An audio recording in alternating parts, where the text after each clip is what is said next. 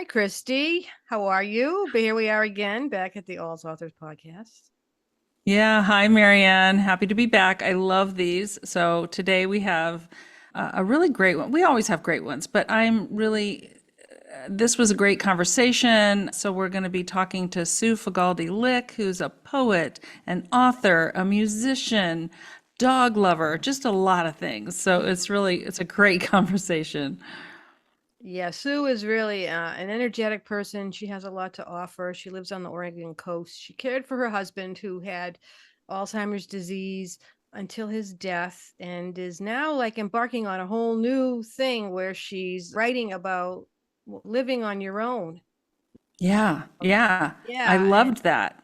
she said she's getting a really good response to it. So Sue has a lot to tell us Yeah. and read to us some of a beautiful poem and some of the part of her book, her new book that just came out.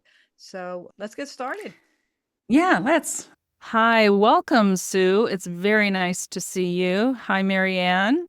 Hey, Christy. Hi, Sue. We want to welcome Sue Fagalde Lick to the show today, and I am so excited to have you and have seen you in some of our book clubs. But I'm so excited to hear some of your work and hear more about what you do as an author. So, welcome to the show. It's great to see you. Thank you for having me. This is a pleasure. Yeah. Yes, and I've been looking forward to it since Sue joined our team and is working on a big project for us, which we'll talk about as we get along. But maybe first, Sue, you can introduce yourself and tell us a little bit about your dementia journey, how you came to write a number of books about your time in taking care of your husband and other folks. I know you had a grandparent who was also had dementia. So, yeah, I'm just going to turn it over to you and have you tell us a little bit about yourself and your writing. Okay. I've been involved with dementia for quite a long time now because my grandfather did have it. It was vascular dementia. And I wrote quite a bit at that time. I was working for a newspaper and I wrote articles about it and did a lot of research and looked into nursing homes and programs and all kinds of things. And it was a heartbreaking thing to see the way he went. Then when my husband started showing signs, it was like, oh God, could this be happening again? And sure enough, it was. Fred and I were both second marriages for both of us, and we didn't have any children together. And we had moved to the Oregon coast to live out our retirement dreams. I was still working, but he was retired and working at a winery, volunteering at the aquarium and doing all the fun things people do here, singing with the barbershop chorus. But he told me he was having trouble remembering things. And I thought, wow. But sure enough, after a while, he was diagnosed with Alzheimer's. And he was 65 at the time. It was in 2002 when he first started showing signs and stayed at home until 2009. We had caregivers for a couple of years at home. And then he fell and hurt his back. And at that point, the doctor said, he can't be at home anymore. And went to a series of nursing homes and died 2 years later. Alzheimer's was pretty well advanced, but he had problems with his prostate and his kidneys and had these big decisions about what to do. And it was difficult. But later, my father, he lived to 97, but he also was showing signs of memory loss and dealing with that and went through a long caregiving battle with him too. And feel like I'm a professional caregiver. Yeah, I mean, for sure. And that's good, isn't it? So many of us do end up being semi-professional. I mean, not have all of the certificates on the wall, but that's what we do. Writing is how I process everything I've written throughout. Even the day my husband died, I wrote a poem. It was April. It was National Poetry Month. I wrote a poem. Yeah. You just did a phenomenal job of talking about the caregiver journey, and it was like such a journey for you with all the traveling that you had to do because your husband, he wasn't near you, so you didn't have that comfort of being able to pop in and out, stay for a little bit. It was an event every time you wanted to go there, and you went there like almost every day, right? For a while, it was more like a couple times a week, but as his condition worsened, it was 70 miles each way because here on the coast, we just didn't have anything. It's just a small town. There's no daycare. There's no residential care. There's not much of anything here. Yeah, and you had left California, which I think was much richer in resources for someone in your situation as well. But can you talk about Right. that, relocating, how you guys relocated and found your dream home and then what happened?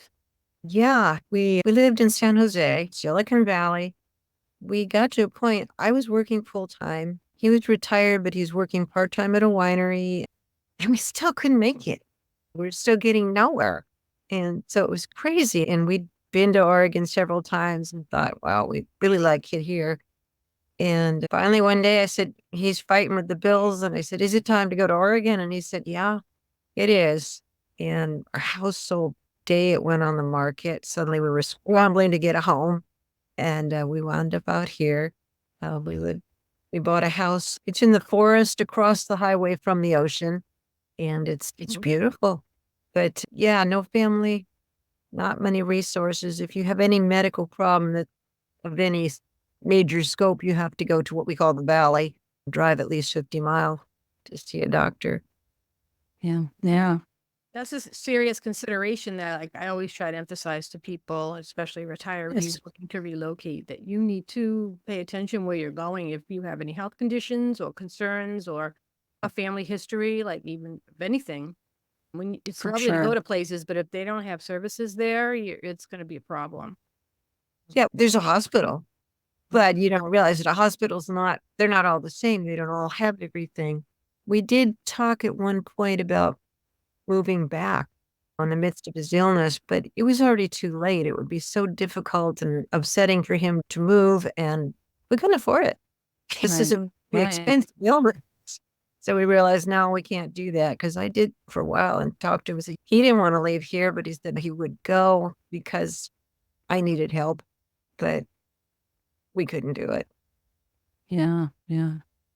And those are, I think, a lot of, Marianne said, those are some of the things a lot of people don't think about. And you want to go and get out to a beautiful place, but at some point, yeah, things change. And you're right, moving someone who has a memory disease, it's very disorienting and it's hard enough to go from your home into a memory care facility. That's disorienting. If you move to a completely different place, that can be very difficult. Many people have to do that. We've seen that in so many of the Alzheimer's stories where there were several moves, sometimes 4, even 5. I've got friends, we're in the process of doing it now. They moved to Portland mostly because that's where all the big medical stuff is. The help is. You think you're settled and then And you can't, yeah. Around here, yeah, you get to a certain age and stage, and yeah, I really can't stay here anymore because I have no people, I have no doctors, I can't do it anymore. and you had married an older man and he had a family and you didn't have your own children. 14 years older than I was. I was only 59 when he died. And he has 3 children, but really didn't have a close relationship with them. They didn't help. They weren't involved. So you wrote poetry mostly or other things to help you through this? How did you use your writing to help you manage what was going on for you? I did poetry and prose. I journaled a lot. It was like I channeled everything that I'd just experienced because especially driving home from the nursing home, I would cry half the way. But I really would. But I would dictate, I'd come home, or even when he was still here, I'd go to the computer and type it all out. And it was almost verbatim of what had been said and done, just because it needed to go somewhere. I had to put it somewhere. So I put it on paper. I had over 1,000 pages of journal when I went to write the memoir. And that was a little long. But I was also doing poetry all the time. And I was writing articles for newspapers and magazines because that was my occupation. I was still doing that. I love poets. I think I love poetry, and I just wonder, how did you, like, is that something that is a lifelong love for you? I started writing poetry when I was a little kid. And I was always with a little notebook, writing in pencil, writing these poems that they rhymed. Yeah. I had a step grandmother who was a poet herself, and she kept feeding me books of poetry and encouraging me, which was very helpful because it totally foreign to my own family. But Grandma Rachel was really into it. Yeah. Oh, that's wonderful. I wonder if you could read one of your poems for us. Okay. I'm going to read the first poem in the book called 1 Week After the Diagnosis. Walking the dog at sunset, my husband takes the leash. His shoulders hunched, shoes crunching gravel. He stares straight ahead to the dimming before total darkness comes. Even now, words flee like sparrows the instant he reaches for them. Names, dates, thoughts. It's as if someone turned off the lights. He is blinded, lost. I lead the way, planning our dinner, clinging to my lists, while the dog pauses to sniff a garter snake. My man gently reaches out to touch the red striped skin. Turning back, I watch. When he stands up again, I match my steps to his. Left, then right, then left. I reach for his fingers, dry-skinned and cold, and hold on as tight as I can. Mhm. Wow, that's beautiful.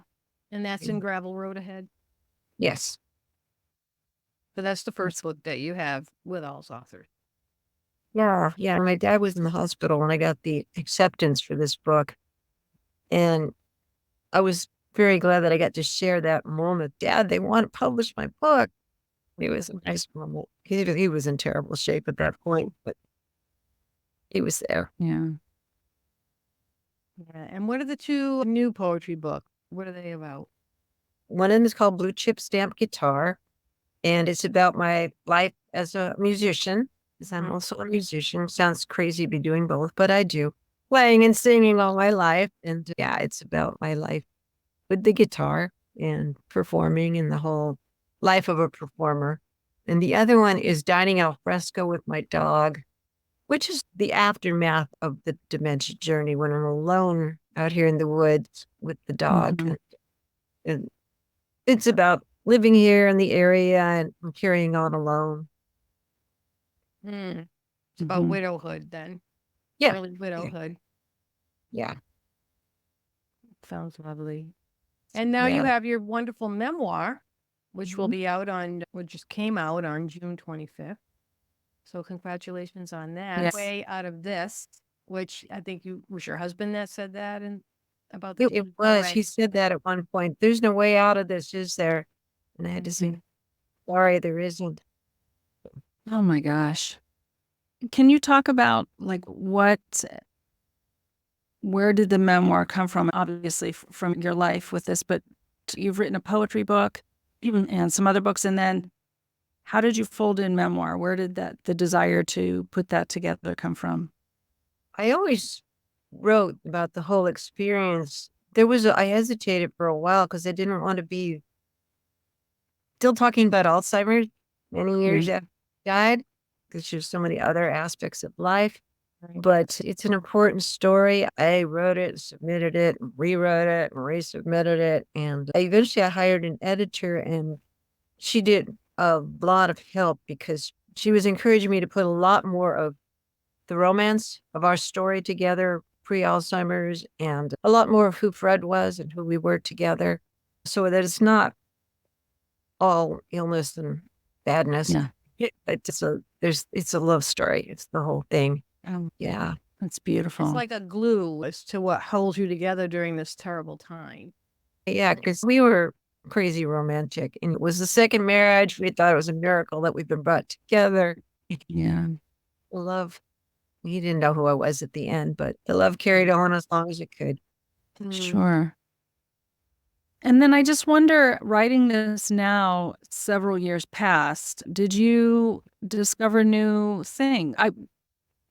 Sometimes I feel like writing so many years or moments after, it's like a different perspective has come to me. And I wonder, like even now, if I think about doing an update to my book, wow, the new things I would put in there. So I'm just wondering what you pulled together for this new memoir and how it maybe has changed from how you maybe felt initially. Yeah, there's a Or lot new of insights. Do you know what I mean? New insights or something. new Yeah. insights. Sorry. As I was writing it, I wrote a previous book called Childless by Marriage, and my stepchildren went ballistic. So I was very cautious about them and how I dealt with them. And I had to really think about why didn't they help? And why didn't I push them more? But then I thought about when my mother was sick and I visited and I cared a great deal. My father was there. He was taking care of her and my aunt was also helping. So it was like, I just dropped in. Occasionally I wasn't responsible, and I think his kids felt the same way. I was taking care of things. And they did have very busy lives. It's not easy. And it's also very uncomfortable to see your loved one the way they were. His youngest son came to visit the first nursing home he was at shortly after he went there.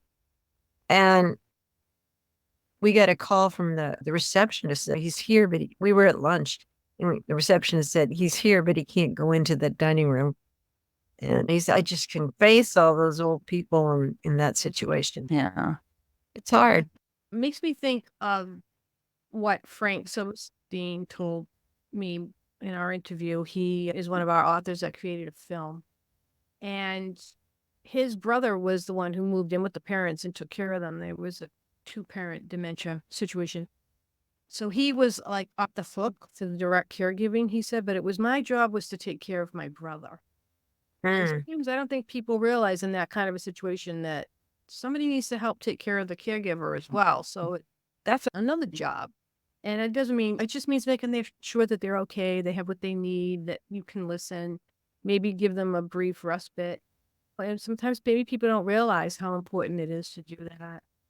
And that not everyone can, and not everyone has the fortitude or whatever it is to be able to do some of these things. And so knowing that maybe helps to be able to take more charge or something. But there's still this kind of, why isn't everybody else pitching in kind of thing? Yeah. Yeah, it's so hard to ask for help, especially when they're in the middle of it and people be like, you're in their thoughts and prayers, but they're not. Could you just come over?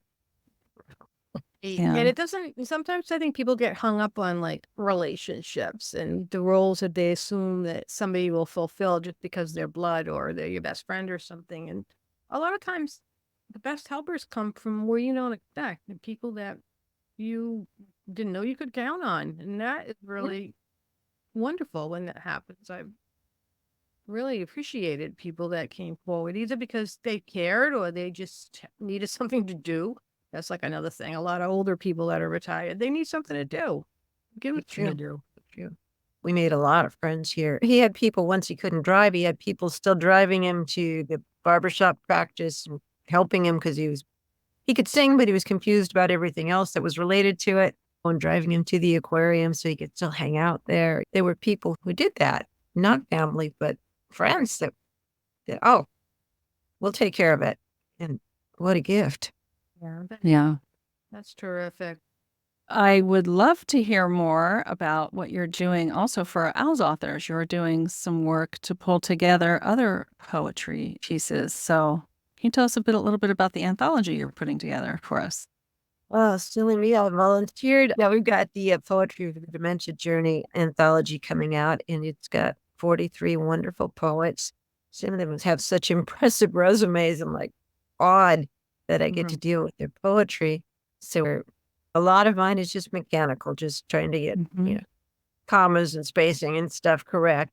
But it's an honor to have this put together, and it's coming along. The paperback seems to be about ready, and I'll work on the ebook later today.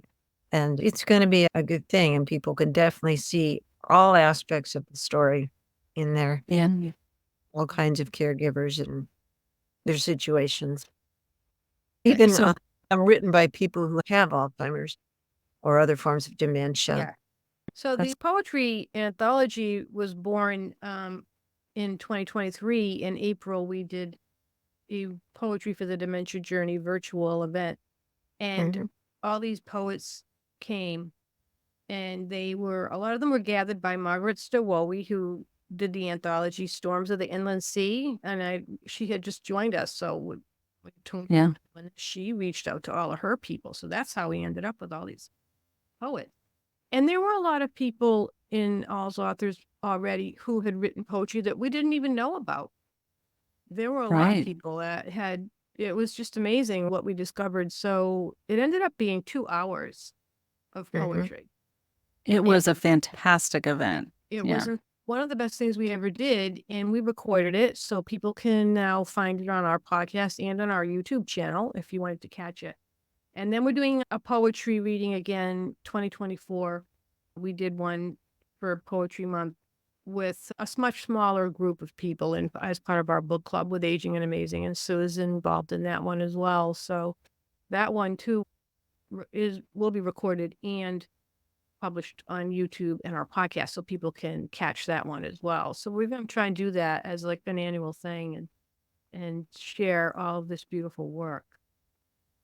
Poetry, sometimes you can say more in a short poem than you can in a long bit of prose.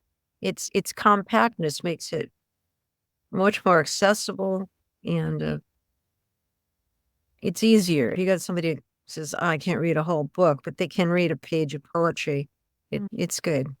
And it's connected. It's somewhere in between music and prose. And so it may help those who are struggling these days to understand the words. And like you said, Yeah. some of the poets are of extremely high caliber. And some of the Mhm. others are just caregivers who had something to say and they just jotted it down and that was it. Yeah, that was their only poetry experience. Yeah. Yeah. And then they're just amazing. Mhm. A lot of people discover their voice during the journey. Yeah. Yeah. You got to put it somewhere. Do you have a writing practice that you continue to use that works for you as a writer? And can you talk a little bit about that process? Yeah, I'm 72, but I'm still working and no plans to stop.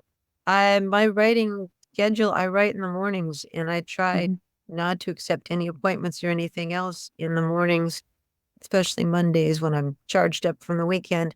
But I try to write every morning and then I do some revisions and then I have to attend to things like submissions and marketing and publicity and stuff. But yeah, I try to do it every day. I still go to workshops and open mics and things. I keep at it. Yeah. So you do open mic with your poetry. You read your poetry. And do you still sing and perform musically? I do. I play regularly at our church. I play piano or guitar and lead choir, sing a lot of solos. That was another job that I did while Fred was sick. I got Yeah. hired to do it as professionally, Mhm. paid for it. And yeah, it's still a big part of my life. Do you write music and write lyrics? Some, yeah, I do more poetry these days, but I have written a lot of songs over the years. In fact, I'm going to be doing a presentation. They're having one here in Oregon. When is that happening? June. It's happening Mhm. June 23rd. That they're bringing poets who also write music together to talk about it and perform a little bit of each. So it should be. That's great. And you That'll be recently good. started a new blog series. Could you tell us about that? It's going crazy. It is not going crazy. I can't believe it. It's on Substack. It's called "Can I Do It Alone?" And it's the next step when your partner has passed. Can you keep going by yourself, or do you need to move into a nursing home or a senior home or move in with your kids like so many people do? So, this is all about living alone, the funny things and the very serious things, and how you manage the loneliness. And I fell and broke a rib about a year and a Mm. half ago, and I was totally alone. How do you deal with medical emergencies? How do you deal with home maintenance, finances, and so many other things? But I cannot believe the response. People are Wow. blowing up. There are so many people alone who need company and who need advice. Yeah. They can do it, and just reassurance that it's Yeah. okay. Yeah, yeah. I think that's fantastic. And it's true. As humans, we are really social, but then we've invested so much in a relationship, and if our partner is gone, wow, how do we then get those other needs met? And yeah, it can be so isolating, and that's wonderful. So you've definitely scratched an itch. Yes, and so many are not prepared. With something like dementia, at least you have a long trail, and in theory, at least you can get prepared. I'll go in the garage and say, "Damn it, I don't know how to use any of these tools. Why didn't somebody show me before you do it anymore. Just a lot of preparation. I know women who don't know how to pay the bills, don't know where they are, don't know anything. So It's such a vulnerable feeling. My husband and we both work from home, so we see each other all the time. But I got to tell you, his folks are older now, so he goes down, and I love his folks, but I don't go down every time. But he'll go down, and inevitably, that's the time something goes wrong in the house. And I'm like, and I get so frustrated with myself that I can't figure it out. So I think about that for anyone who has lost someone that you did these things together, or just even all the things, plumbing emergencies, electrical emergency.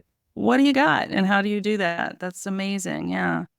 yeah, even when your partner is still there, but they have dementia, they can't help you anymore. No.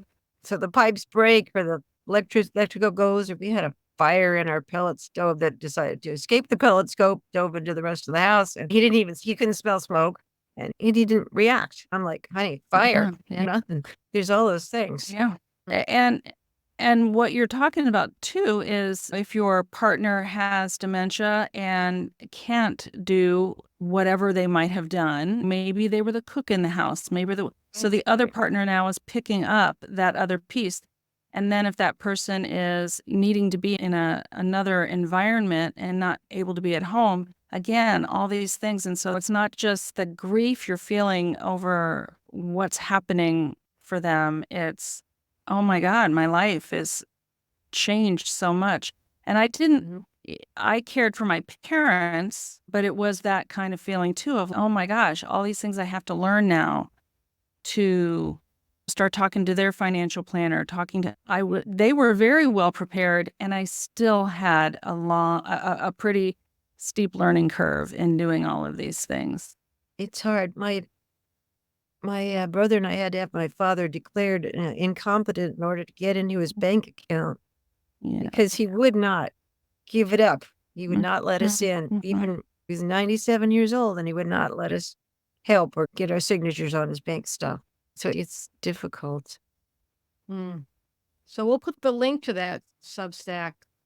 We'll put it in the show. Can I do it alone? So you guys listening can follow the link and sign up to get notified whenever Sue has a new post. It's great. Yeah, that's fantastic.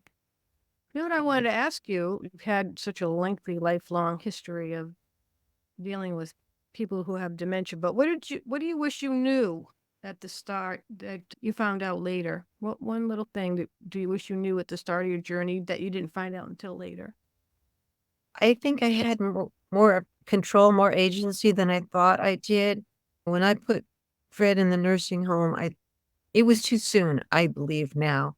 But doctors were telling me he can't be home anymore. He needs 24-hour care. And I think I should have considered other options and brought him home for a while. But I really felt powers that be were going to come after me if I didn't find another option for him. And it's so hard to accept what's happening. But the most important lesson for caregivers is you have to hang on to as much of your own life as you can, because you're going to need it. You're going to need it when it's over. You're going to need your life to still be going on and not have this, for me, as a 9-year gap. Yeah. Yeah. Yeah. It's a hard thing too for people to do. Yeah. And I think what I'm relating to as you say that is that feeling of should. I should have. It's not really regret, but and yet I have to keep reminding myself things have changed. There are new medications. There are new ways that people do things. The world has become a little bit more dementia friendly. There are a lot of things. There's still a lot of stigma, but things change. And I look at that too as a parent, like how I parented my children is not how people are doing it now. Does that mean I did it wrong? Or it's like things change. And so we have to have some grace with ourselves of, I know that I acted from a place of love, but did I make every decision perfectly? Maybe in hindsight, no, but boy, at the time I was doing the best I could. But your point to having a life is so critical, I think. I had to make major decisions with Fred's health toward the end, and I would do it differently now because those last few months that he had were not worth having. Would have been kinder to let him go. Yeah. Is there a piece from your forthcoming memoir that you would like to read to us? I'd love to hear some more of your writing. Start from the beginning here. The preface. I should have seen it coming, but I didn't. It was a Thursday in January 2009. I had let my errands pile up. I needed to retrieve the mail, buy office supplies, and pick up 300 copies of Stories Grandma Never Told, my book about Portuguese women, at the printer. My husband, Fred, waved me out the door saying, "Go, I'll be fine." I said I'd be back in an hour and drove north across the Yaquina Bay Bridge into Newport, our closest town on the Oregon coast. An hour later, singing along to the stereo, the car full of office supplies and books, I rolled back onto 97th Court in South Beach and noticed a blue rope in the grass at the side of the narrow wooded road. Odd. In the driveway, I saw Fred, bent over, limping, his pant legs bloody. My big dog, Annie, ran past the car. Engine still running, I rolled down the window to ask what was going on. Fred, fighting tears, told me Annie and her brother Chico had gotten out. I ran like hell after them and I fell. He pointed to the jagged place in the sidewalk where he tripped. "I'm not good," he said. "I'm hurt. I lost it. I lost them." Tears streamed down his face. I shouldn't have left him. It had been 7 years since, at age 65, he had started showing symptoms of Alzheimer's disease, the most common form of dementia, but 5 years since the official diagnosis. He no longer knew what day it was, how to use the telephone, or how to turn on the television. He wandered at night, hallucinating. Paid caregivers watched him several hours a day so I could teach my writing classes at the community college and play the piano at Sacred Heart Church. But he seemed to be having a clear-headed day and hadn't wanted to tag along. "I was picking up poop in the backyard and the dogs got out," he said. "They went across the street, then ran down 97th and that other street. The big guy who lives there tried to help me. We got the black one, but the other one got away." As I got out of the car, Annie dashed up to me. I dragged her into the house. Chico barked from the backyard. "Where are you hurt?" I asked Fred. He pointed to his back just above the belt and showed me a bloody scrape on his knee. "Do you need to go to the hospital?" "No." "Yes." I fed the dogs, locked the house, and drove us back into Newport. Fred complained at every turn and bump. Halfway there, he asked, "Where are we going?" Yeah. Yeah. And it was, he probably, if he didn't have dementia, he probably could have been okay with his injury. It wasn't that bad. A few days he was better, but he wound up going to the hospital 3 times in a few days. Same doctor every time. And he's, "Can you take care of him at home this way?" And because he couldn't walk at that moment. Yeah. And he's a big man. And no, I can't. Yeah. And it started the whole nursing home mess. Sound like in the passage that he was very concerned about the dogs, and I know they play a big part in your story, and at times they were both a blessing and a curse. Can you talk about that? They were too much at that time, especially for him. His fault we had 2 of them, but our old dog had died, and a few months later there was a poster at the post office for puppies just down the street from us. Yes, "Let's go look, let's go get a puppy." And I picked out one. I really liked her. And then turn around, Fred's holding another one. It's like, "We have 2. Okay, he was really cute too. So, okay. Well, these 2 little puppies turned into giant dogs. They were half pit bull and half lab. And, puppies. I don't want to ever do puppies again. It was just constant pee and poop and chewing and barking. And, it was like having twin babies, human babies. And Fred really was not a dog guy. He was totally intimidated by them. He didn't know how to take care of them. He knew that I loved them, that I was the dog person, and really, really, they were very important to me. But it was too much for him. It was too much for us. It was bad timing.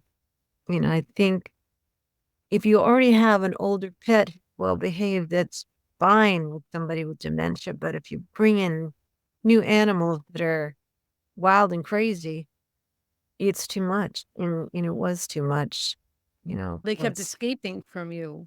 especially Chico, the black one. And I eventually Mhm. had to get rid of him.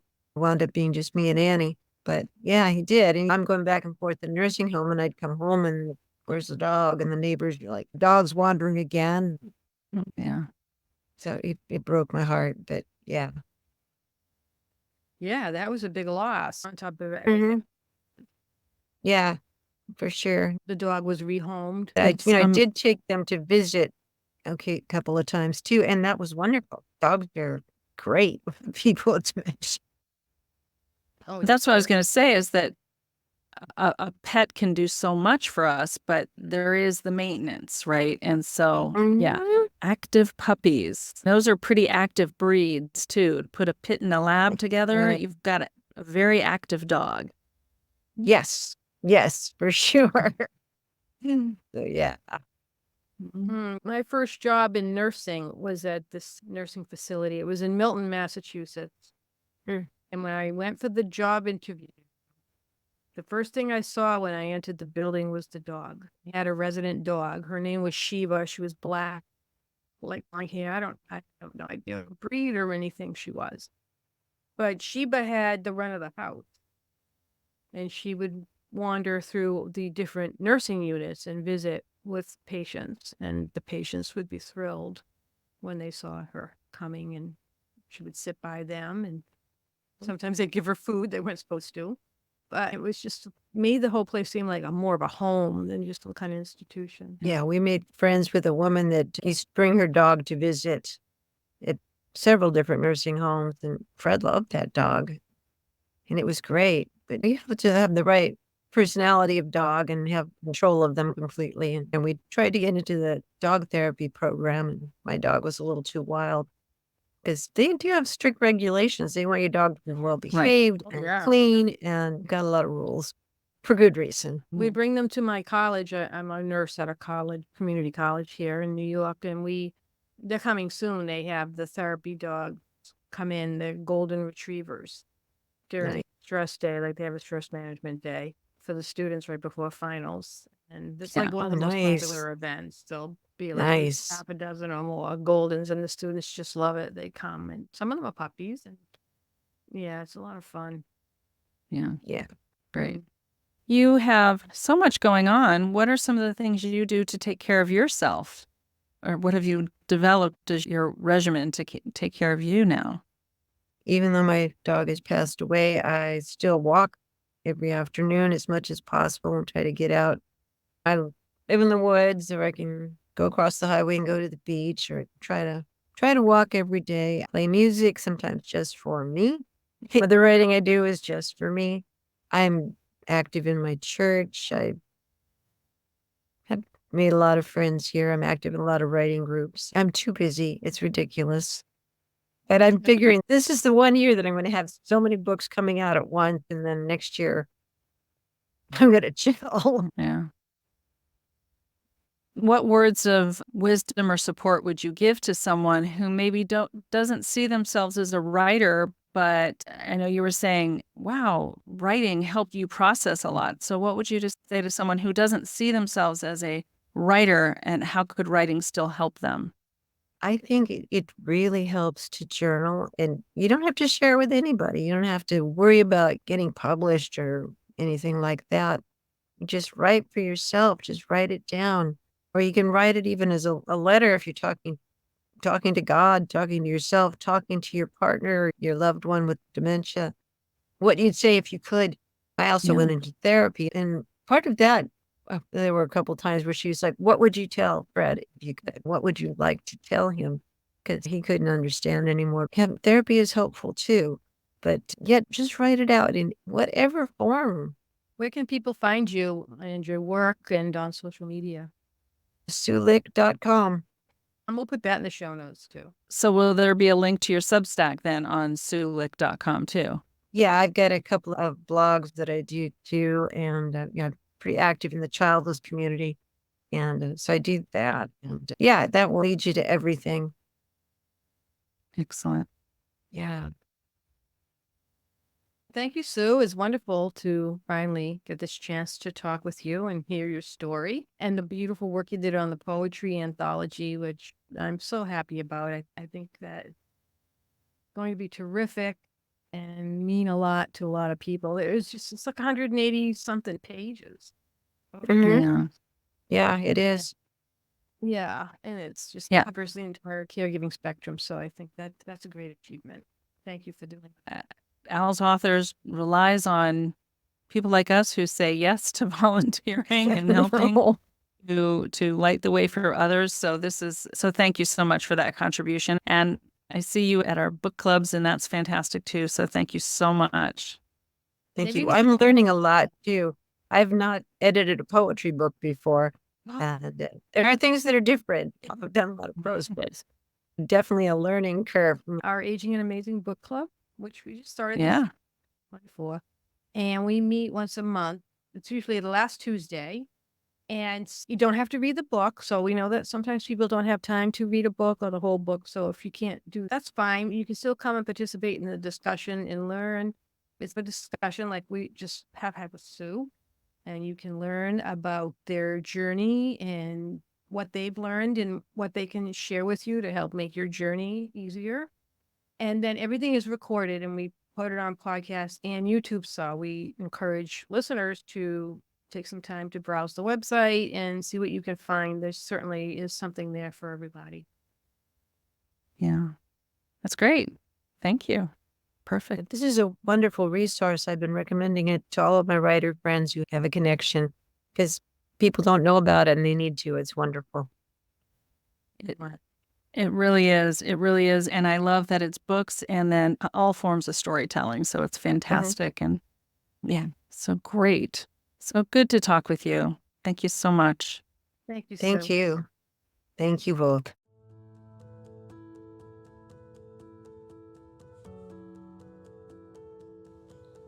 Caregiving is a challenge, whether your person has dementia or not.